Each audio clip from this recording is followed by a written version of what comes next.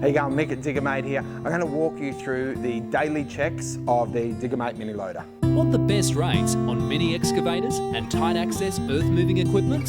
Go to diggermate.com and get it done with Diggermate. So the daily checks we're about to walk through will be those that you need to do basically every time the machine goes out. Some of them are weekly, but most of them are daily. We'll walk through the machines and show you all the things you need to do, and it should happen pretty quickly. You should be able to do all this in about 10 or 15 minutes every day before the machine goes out. Of course, it goes without saying you're going to need to grease the machine. So the grease nipples here, which this one is a brand new one, it's got little red caps on it, but they are all over the machine obviously. Make sure that you clean out the grease nipple before you put grease in it. We don't want to jam dirt into the grease. So 1, 2, 3, 4, 5, 6, 7, 8, 9, 10, 11, 12, about 13 also grease nipples. Make sure you get all of them. So greasing every day. Inside the machine here, so to open this, you just twist and push. Oh, there it is. Okay.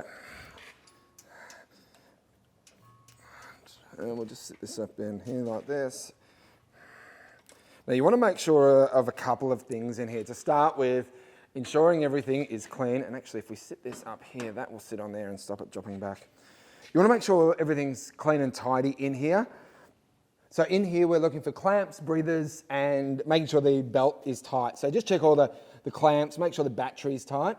There is a breather down here for the hydraulic fluid, and the breather for the fuel was down here, and we've actually moved it up a little bit higher. Just make sure they're nice and clean. The belt needs to be tight as well. So if that's not tight, there's another video to show you how to tighten that up. You'll need to check your fluids, of course, as well. So your hydraulic fluid is down here, really easy to get to. It's that orange cap right there that you can see, which is your dipstick for your hydraulic fluid. Around this side, your engine, oil, dipstick, really easy to get to, just right here. So make sure you're checking that each day. And finally, your fuel.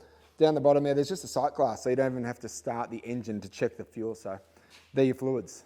And finally, this hydraulic cooler, make sure this is clean on both sides. So you can just use a little air hose, whatever you've got, just to make sure there's no dirt. So the real key here is to keep these clean and tidy in here.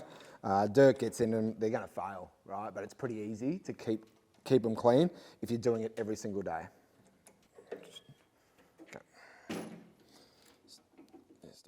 So on the back of the engine right here, you've got two filters. You've got an air filter in here and the fuel filter here. The fuel filter is just visual. You'll be able to see, make sure there's no cracks in it, it's not leaking, it's not too dirty. If it is dirty, you'll have to clean it out.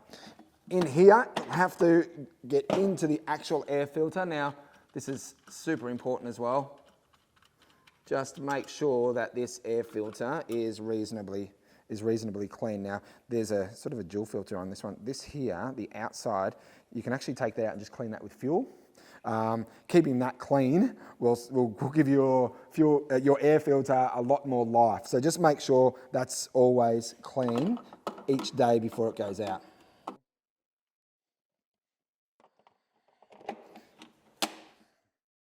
Okay, here's a really important tip that you need to work with your customers on to make sure they are executing this for you.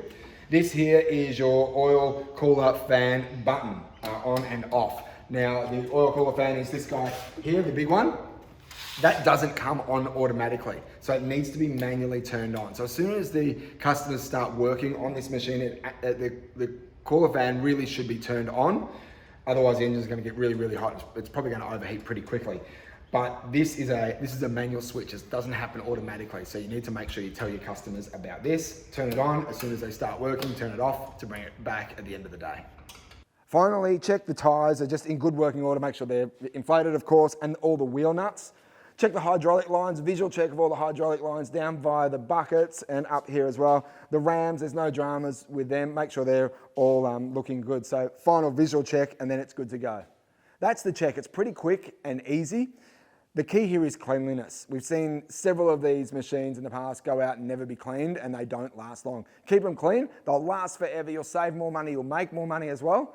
But if you neglect the cleanliness of the filters and the breathers specifically, then you're going to have dramas with it. But that's the daily check. Make sure you keep them clean, and you're good to go.